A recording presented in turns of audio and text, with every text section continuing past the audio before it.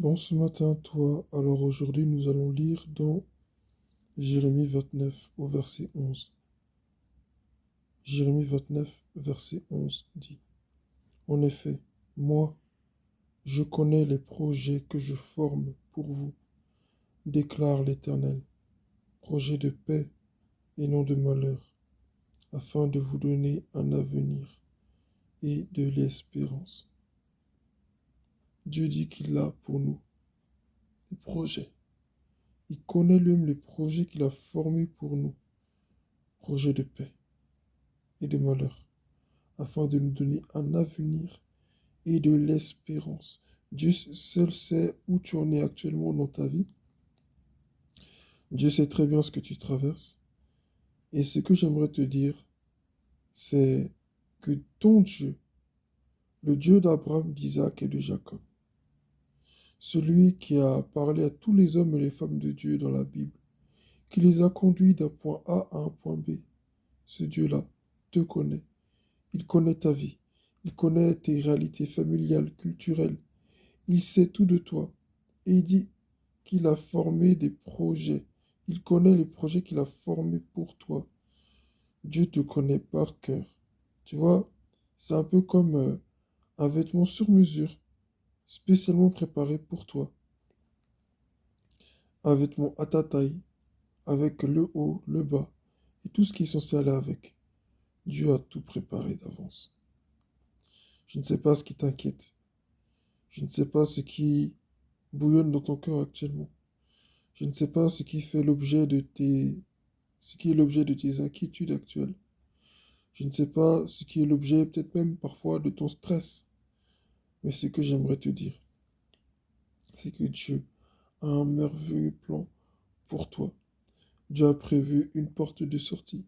Dieu a prévu aussi une porte d'entrée. Dieu a prévu d'ouvrir afin que plus personne ne puisse fermer. Et Dieu a prévu aussi de fermer afin que plus personne ne puisse ouvrir. Dieu a prévu d'ouvrir un chemin pour toi, un nouveau chemin, un chemin que tu ne connais pas encore, où tu vas rencontrer de nouvelles personnes, où tu vas faire de nouvelles choses, où tu seras dans un nouveau contexte. Tu sais, lorsqu'on traverse certaines situations, parfois, on a l'impression que ça va être éternel, que ça ne va jamais changer. Résultat, on est tellement habitué qu'on qu'on n'ose même plus espérer en quelque chose de nouveau.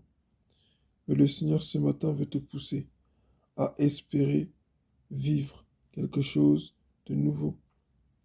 Ce n'est pas parce que tu as vécu la même situation depuis des années qu'il n'y a que ça qui existe.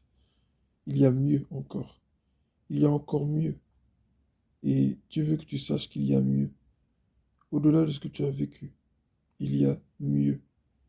Alors prends courage. Si tu étais dans la dépendance affective et que tu as fait des erreurs liées à cela, Dieu a un plan. Si tu as subi des choses dans ton enfance, dans ta vie, aujourd'hui tu n'arrives plus à voir le bout du chemin, Dieu a un plan. Si aujourd'hui tu vois que dans ta famille il y a des choses qui ne changent pas, que ce soit par rapport à ton conjoint, ta conjointe, tes parents, ou tes enfants, ou tes amis, au travail, ou dans ton école, ou dans ton quartier, ou même dans ton église, si tu vois qu'il y a des choses qui ne vont pas, sache que Dieu a un plan. Non, mais si Dieu savait, il ne m'aurait pas mené jusqu'ici. Oui, mais Dieu sait qu'il a un plan pour moi. Pourquoi est-ce qu'il me permet de vivre, subir toutes ces choses? Dieu a un plan. Dieu a un plan et il sait pourquoi il fait les choses ainsi. Hier, ou il y a quelques jours, j'ai lu dans le livre des psaumes où il était écrit: la pierre qu'ont rejetée ceux qui bâtissaient est devenue la pierre angulaire. Pour qu'on puisse qualifier cette pierre-là de pierre angulaire, il fallait d'abord qu'elle soit rejetée. Le rejet que cette pierre a subi l'a conditionné à manifester sa spécificité, son authenticité, son utilité, son indispensabilité. Le fait que cette pierre ait été rejetée a permis au bâtisseur de comprendre que cette pierre était différente de toutes les autres. Si il ne l'avait pas rejetée, elle aurait été une simple pierre banal, futile parmi les autres. Mais ce qui a permis à ce qu'on puisse reconnaître sa valeur, ce qui a permis à ce qu'on puisse reconnaître sa différence, sa grandeur, sa puissance, c'est le rejet. Parce que le rejet, c'est, ça permet à cette pierre-là d'être mise à part, d'être mise à part, d'être distinguée. Le rejet, c'est une distinction, c'est une mise à part, c'est une élection divine de Dieu. Et il fallait que le rejet arrive pour que cette pierre soit distinguée. Et c'est le cas dans toutes les histoires qu'on voit dans la Bible. Joseph était rejeté par ses frères, mis dans un puits. Et c'est là qu'il s'est distingué de tous. Il y avait sans doute déjà cette distinction parce que son père l'aimait beaucoup, il lui offrait des choses, etc. Mais il fallait encore qu'il soit rejeté, qu'il soit repoussé, qu'il soit méprisé pour que Joseph puisse manifester ce que Dieu avait mis en lui. Il a fallu que Job aussi soit rejeté parmi ses amis, qu'il soit repoussé de tous, qu'il soit traité de pécheur, qu'il vive tous ces moments difficiles pour que euh, le Seigneur puisse pleinement révéler à ses amis que si Job avait vécu tout ça, ce n'est pas parce qu'il avait péché, ce n'est pas qu'il était parfait avant, mais si Dieu a permis que Job vive tout ça, c'est parce que justement il était intègre, c'est parce que justement c'était un vrai homme de Dieu, c'est parce que justement c'était un réel serviteur de Dieu. Et Dieu a démontré au monde, à Satan, qu'il avait réellement choisi Job pour manifester sa gloire en ce temps-ci. Et Dieu a dit à ses amis à la fin d'aller demander pardon à Job avec des présents, parce qu'ils ont mal parlé de lui, Dieu. Ils n'ont pas traité Job comme il le fallait. Amen. On voit aussi le cas avec Jésus. Jésus lui-même a été rejeté par sa famille, et on sait où ça allait. Jésus, le rejet des hommes, l'ont conduit jusqu'à la croix. Jusqu'à la croix pour te sauver, toi et moi. Voilà ce que le rejet produit dans la vie d'un être humain. Pourquoi est-ce que je dis tout ça? Parce que lorsque soit on vit des moments difficiles, on se demande, mais où est Dieu dans tout ça? Tu me dis que Dieu a un plan. Tu me dis que Dieu veut faire quelque chose. Mais si Dieu a réellement un plan pour moi, pourquoi est-ce qu'il me permet de vivre tout ça? Dieu veut que tu réalises ta valeur. Dieu veut que tu réalises à quel point tu as du prix à ses yeux. C'est vrai que ça paraît contradictoire. Tu dis, mais non, mais si j'ai du prix aux yeux de Dieu, non, je ne suis pas censé vivre tout ça. Non, tu ne peux pas vivre ce que tout le monde vit. Tu ne peux pas avoir une vie banale comme tout le monde. Pour que tu réalises à quel point Dieu t'a béni. Pour que tu réalises à quel point Dieu t'a mis à part. Pour que tu réalises que tu as été choisi. Il faut que tu vives des moments difficiles. Dieu ne prend pas un malin plaisir à te faire souffrir. Dieu ne prend pas un malin plaisir à te faire passer par ces choses. Mais il sait qu'il n'y a que là que ton cœur sera suffisamment sensible à sa voix. Dieu sait qu'il n'y a que là que tu vas apprendre à écouter Dieu dans le silence. Lorsqu'on éteint les lumières, lorsqu'on arrête la musique, plus personne ne danse, plus personne ne cherche à boire. Chacun rentre chez lui. Et le propriétaire des lieux reste là seul, dans le silence. C'est ton cas. Tu te sens abandonné peut-être par tout le monde. Tu te sens délaissé par tout le monde. Tu as l'impression que tout le monde te tourne le dos. Et c'est sans doute le cas. Pourquoi? Parce que tu n'as plus d'argent. Pourquoi? Parce qu'on estime que tu as changé. Pourquoi? Parce que tu as fait le choix de suivre Jésus. Pourquoi? Parce qu'il y a des changements dans ta vie. Et tu te plains, tu te demandes mais pourquoi est-ce que ma copine m'a abandonné? Pourquoi est-ce que ma femme, mes enfants m'ont abandonné? Pourquoi est-ce que mes parents, mes frères, tout le monde m'a abandonné? Non, c'est là la preuve même que tu as réellement été choisi et élu par Dieu. Dieu t'a mis à part. Dieu t'a gardé jalousement près de lui et il ne veut te partager avec personne.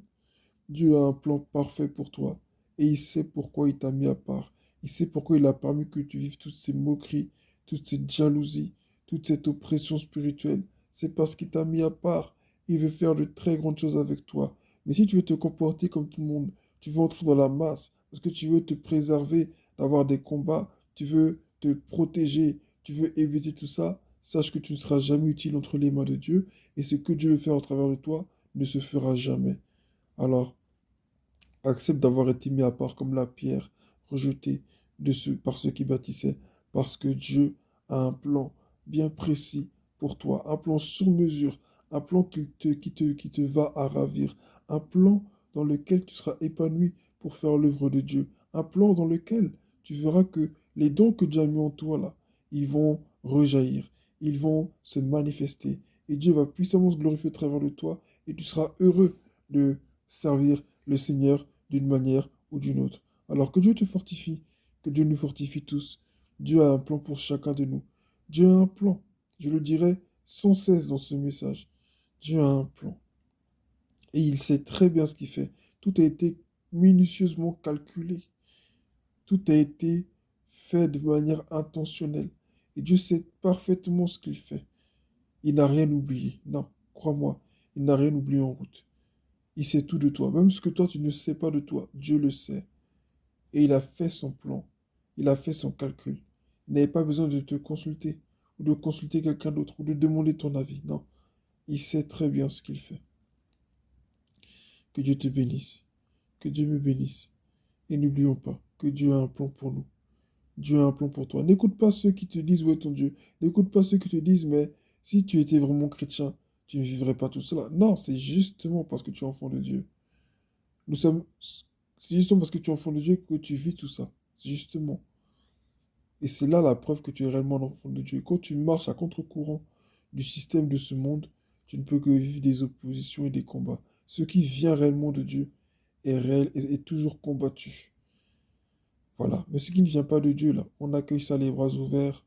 Voilà. Pourquoi? Parce que tu n'es pas une menace. Tu n'es pas une menace. Donc c'est normal que... euh, voilà. Après, il y a des temps de paix aussi de la vie chrétienne. Tout n'est pas que combat et lutte. Voilà.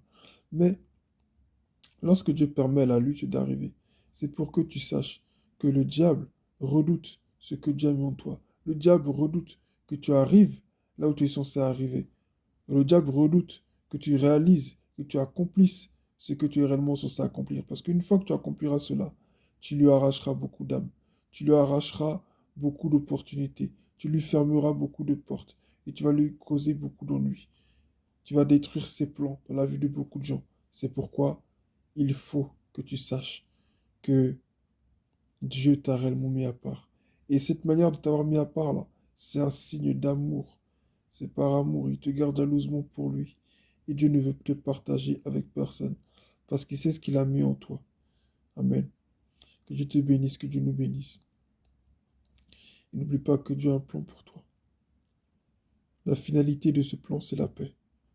Ce n'est pas le malheur, mais c'est un avenir certain, de l'espérance. Tu n'auras jamais tort de mettre ta foi en Dieu. Tu n'auras jamais tort de mettre ta foi en celui qui t'a appelé, qui t'a créé. Tu n'auras jamais tort de le faire. Ceux qui te blâment aujourd'hui viendront demain te demander conseil.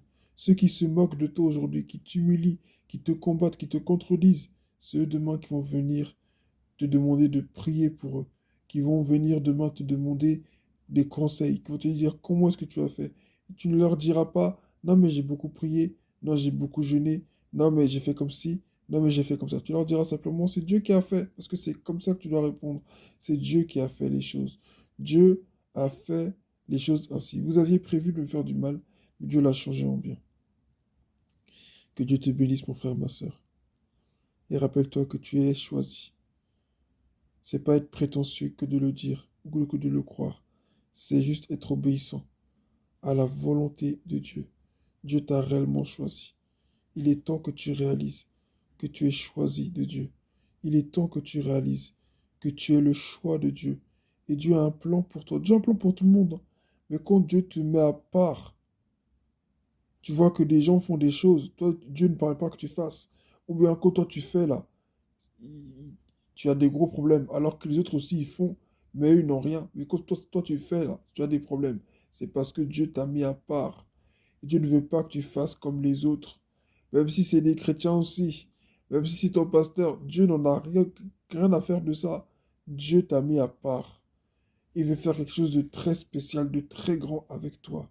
Et il n'y a personne dans ce monde qui soit mieux qualifié que toi pour réaliser la destinée que Dieu t'a confiée. Non, mais Dieu disqualifie et après il choisit d'autres personnes. C'est pas son plan initial. que de te disqualifier et de choisir quelqu'un d'autre. C'est pas comme ça que c'était censé se passer. Il a dit à Jérémie, j'ai fait de toi un prophète des nations. Je t'avais consacré, je t'avais établi. Je te connaissais avant que tu naisses. Dieu avait prévu de faire de Jérémie un prophète. Il n'a pas prévu de choisir quelqu'un d'autre. Tout comme toi aussi, Dieu n'a pas prévu de choisir quelqu'un d'autre. Donc, cesse de te dédouaner, cesse de reculer, cesse d'avoir peur. Celui qui t'a envoyé est plus grand que tous ceux qui s'opposent à toi. Celui qui t'a choisi est plus grand que tous ceux qui s'opposent à toi. Tu as l'air démuni, tu te sens désarmé, tu te sens abandonné. Mais il faut que tu te rappelles que tu n'es pas seul, que ce n'est pas toi qui t'es choisi, mais c'est lui qui t'a choisi pour que tu portes du fruit. Je m'arrête là ce matin. Tu as été choisi par Dieu. Et ce choix consiste à te faire entrer dans son plan parfait. Suis juste ses pas, suis juste ses traces, et tu verras où il va te conduire. Il a dit à Abraham, lève-toi, pars de la maison de ton père, va vers le pays que je te montrerai. Tu as vu comment Dieu a pris soin d'Abraham à chaque fois? C'est comme ça que Dieu prendra aussi soin de toi. Même si rien n'est clair, si tu as la conviction de ton cœur d'aller dans une direction, vas-y. Dieu est avec toi. N'aie pas peur. N'écoute pas la voix de la peur. N'écoute pas l'intimidation. N'écoute pas les gens autour de toi. Écoute ce que Dieu te dit. Même ton pasteur peut te dire le contraire. Ne l'écoute pas. Parce que nous, aujourd'hui, on aime trop écouter, bon, depuis toujours, hein, on aime trop écouter les hommes de Dieu. Mais qu'est-ce que Dieu t'a dit dans ta chambre? N'oublie pas ce que Dieu t'a dit. Dieu t'a montré des choses, Dieu t'a révélé des choses, ma soeur, mon frère. Lève-toi et va faire ce que Dieu t'a dit de faire. Demain, c'est eux qui viendront te demander conseil. C'est eux qui viendront te demander de prier pour eux. C'est eux qui te demanderont comment est-ce que tu as fait. Est-ce que tu seras un témoignage pour eux? Et Dieu veut que tu sois un témoignage pour ces personnes. Dieu veut que tu éclaires les ténèbres. Mais comment est-ce que tu peux éclairer les autres si tu veux rester dans les ténèbres parce que tu as peur d'être seul, tu as peur de ceci, tu as peur de cela? N'ayons pas peur. Dieu est avec nous. Dieu est plus grand que tous nos ennemis.